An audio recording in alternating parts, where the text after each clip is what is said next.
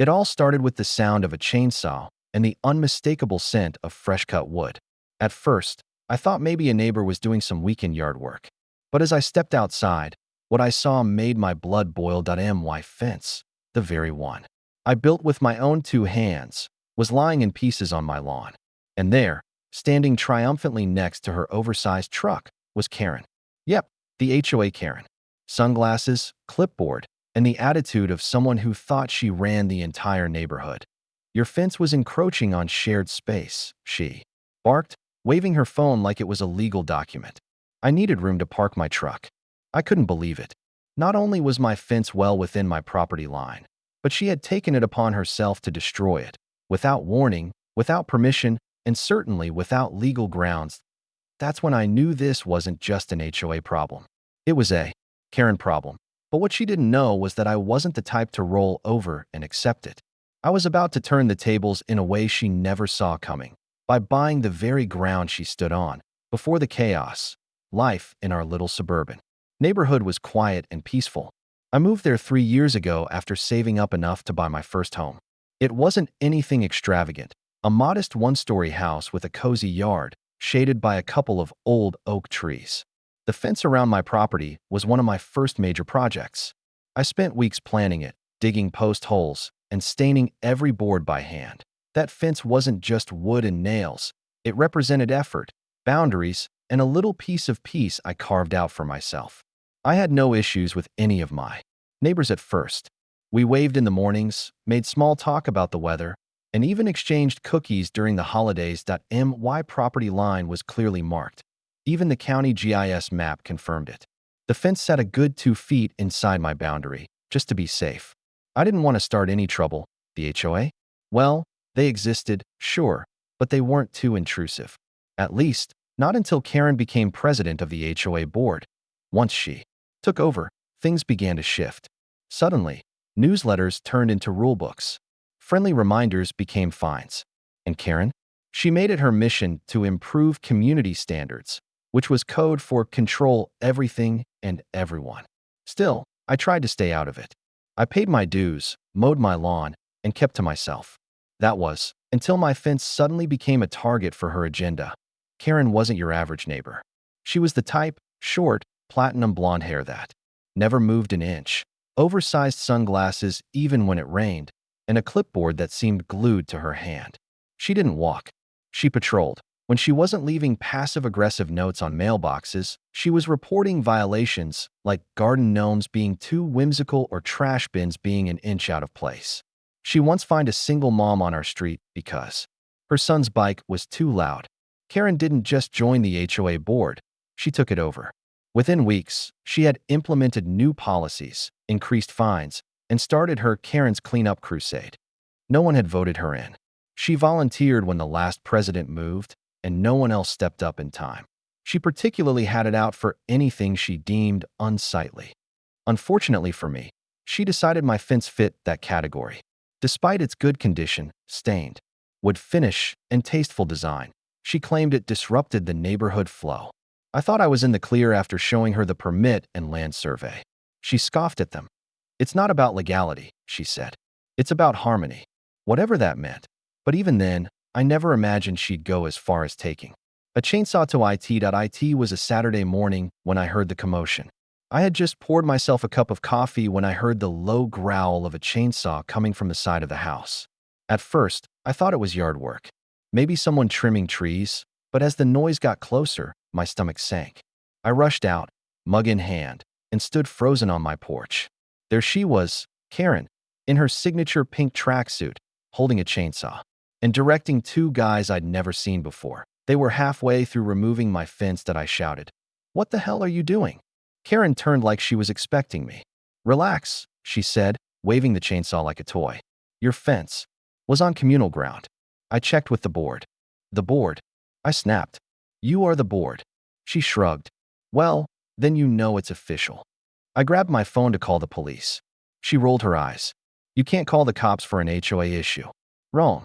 I could and I did by the time the officers arrived. Half the fence was gone, and Karen had already backed her oversized pickup truck into the space she created. The kicker? She didn't even live right next to me. Her house was 2 lots over her. Reasoning? There's more shade here. My truck's paint gets damaged in the sun. I showed the police my property documents and survey. They were sympathetic but told me this was a civil matter. Meaning, take her to court. Karen smirked as they left. Hope you like small claims, she said. That I stood there in disbelief, staring at the splintered remains of my fence. I didn't just feel violated. I felt challenged. That night, I couldn't sleep. I kept replaying the scene over and over, wondering how someone could be so entitled. I knew I had to fight back, but I didn't want to just fix the fence. That I wanted to make a point.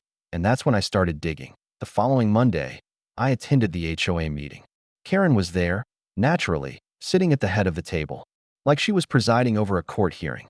I presented everything: photos, documents, video footage. The board members looked uncomfortable.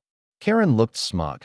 I was acting in the best interest of the community, she said, interrupting me mid-sentence. The fence was unsightly and poorly maintained. That was a lie. My fence was pristine. One member hesitated before speaking up. Karen, did you get any written permission to remove it? She deflected. It's within our bylaw authority. I could tell some members didn't agree, but Karen had intimidated most of them into silence. The board refused to take action, citing ambiguity in the enforcement process. Translation: we're too scared of Karen. That was my breaking point. I realized that the HOA wasn't going to help. The police couldn't do much, and I didn't want to spend months tangled in civil court. But then, during one of my late-night research sessions, I came across something interesting. Karen's name popped up on a county auction site. Apparently, she had inherited a small strip of undeveloped land a few blocks away, and she hadn't paid property taxes on it in years. Plans started forming. I stayed up all night diving into county records. Turns out, Karen owned a narrow piece of land, maybe 40 feet wide and 120 feet long, tucked between 2 empty lots a few blocks from our neighborhood. She inherited it from a distant relative, and because she never built on it or visited it, she had completely forgotten about it. Even better, the property was scheduled for auction in 2 weeks due to unpaid taxes. I bookmarked the listing and called the county office to confirm. Yes, the clerk said, it's available to the public. Bidding starts at $1,000. $1,000. That was about what it would cost me to rebuild the fence she destroyed. The irony was too good that I quietly began preparing. I didn't tell anyone. I didn't want word getting back to her. I scraped together some savings, reviewed the auction process, and even visited the property in person. It was overgrown but promising. Technically zoned residential, and more importantly, hers. The satisfaction I felt was electric.